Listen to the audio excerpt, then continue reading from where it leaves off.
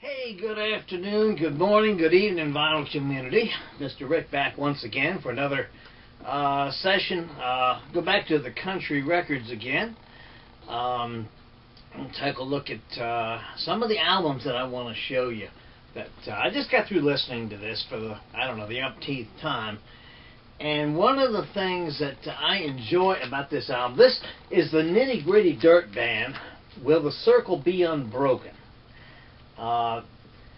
Years ago, I heard Emmylou Harris say that way back in the 1990s, that one thing about country music that she thought had been lost was the living room, because that's where people gathered to play and enjoy themselves, or the front porch. And when they did the second album of this in the 90s, she said that she felt like they got the living room back. And that's what this is. This has got so many great, it was released in 1972, and it's got so many great songs on it, and great artists. I mean, Roy Acuff is there, Minnie Pearl is there, Doc Watson is there. Oh gosh, I can't think of all the names of them right off the bat. But there's a lot of chatter in this album. There's a lot of backward sounding. There's Burl Travis and Doc Watson meeting for the first time. Two of the greatest guitar pickers in country music meeting for the first time. And you hear them saluting each other and talking about how great they think each other's music is. But if you've never heard this album, this is really a treat. It is really a good, especially if you've got a good sounding stereo system. Will the Circle Be Unbroken? Of course, the Nitty Gritty Dirt Band also is in it. And like I said, it's got Doc Watson, Roy Acuff, Earl Scruggs is in it, Jimmy Martin, Vester Clements, just a whole bunch of people. This is a great album. If you ever come across it, pick it up. I can tell you it's a wonderful country album. Will the Circle Be Unbroken from 1972. I want to point out a collection that I had bought years and years ago. In 1990, Time Life put out a series of albums called Country USA. And each album was a year in country music. There are 24 hits on these albums. For example, let's go back to this is 1968, okay? In the middle, between the photographs and everything, is a write-up of everything that was going on in country music at the time, and little stories behind a lot of the songs that came out. And then on the back, it tells you who the title of the song, the artist, how high up the charts the song got, who wrote it, and it's just a great series of albums. They start in 1950, and each year is a double album set, as I said, and each year goes all the way up to 1972, so there's 22 years of great country music. And the good thing about it is they're not re-recorded. These are the original country music songs that came out in the years, and they're all done in just a wonderful sound. They really are. They're really good quality albums. Country USA. If you're a big country music fan, I'm sure you can find these on YouTube and places like that.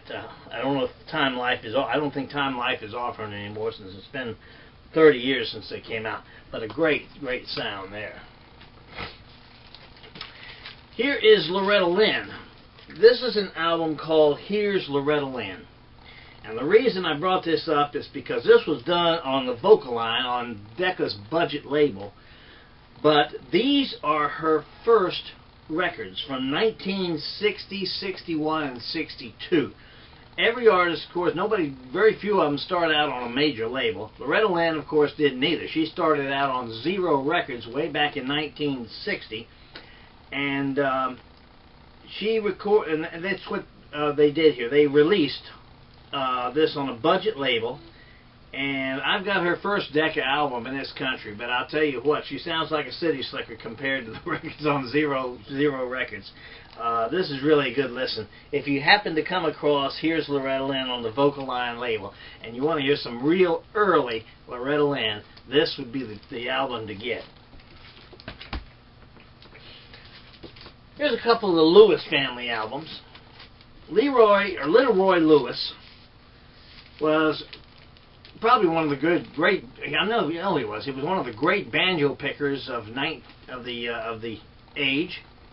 Little Roy Lewis once said that he used to go down to the mountains where he was in North Carolina and watch Lester Flatt and Earl Scruggs' bus go by, and he was afraid that if he waved at them that they might stop. So, but they were definitely, especially Earl Scruggs, was a great influence on Little Roy Lewis. And these two albums are very good. Of course, they recorded for Starday. You've heard me talk about Starday before, and Starday records are just great country albums. They didn't mess around with trying to popularize country music. They took country artists as they were and let them do their thing, and they made some great country albums. Go back to 1963. This is a promotion copy of the Carter Family, Mid the Green Fields of Virginia. This was released in November 1963, and it has a lot of their first records on it.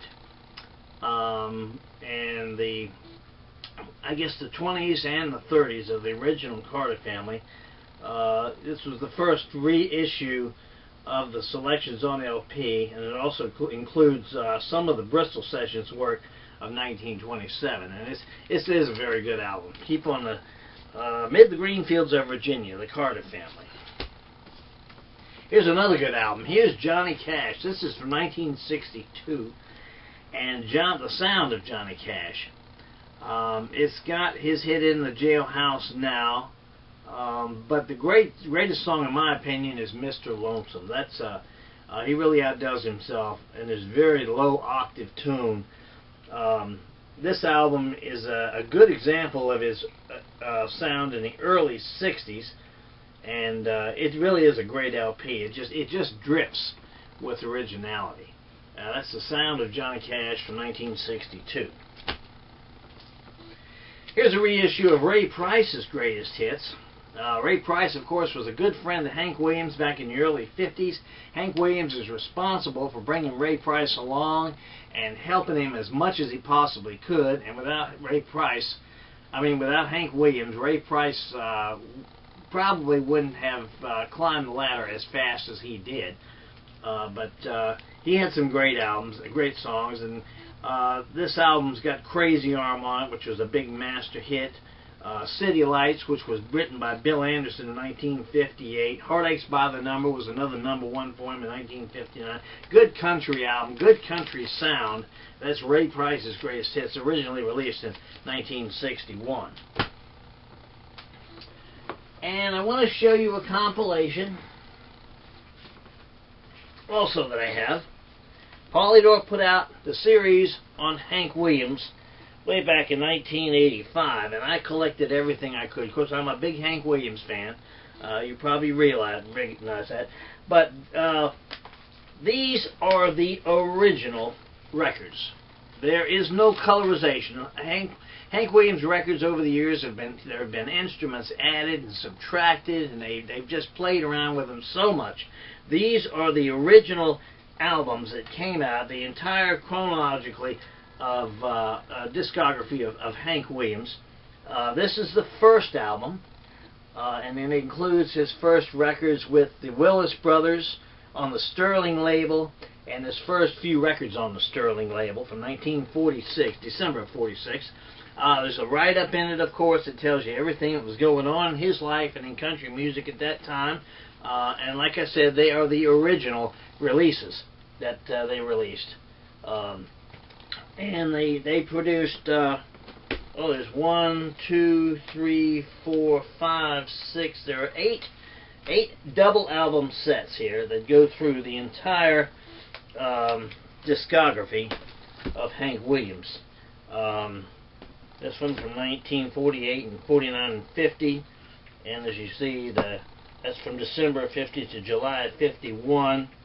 There's July of 51 to June of 52, and then June of 52 to September of 1952. And as I say, they've got the write-ups and all the information that you would ever want from Hank Williams. Good collection of Polydor. Polydor really did a great job on these albums.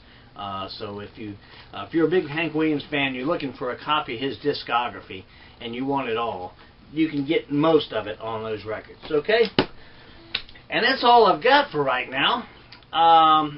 But you know, I'm got some more coming up, and but I'm gonna take a great big dive back into music and make a great big splash.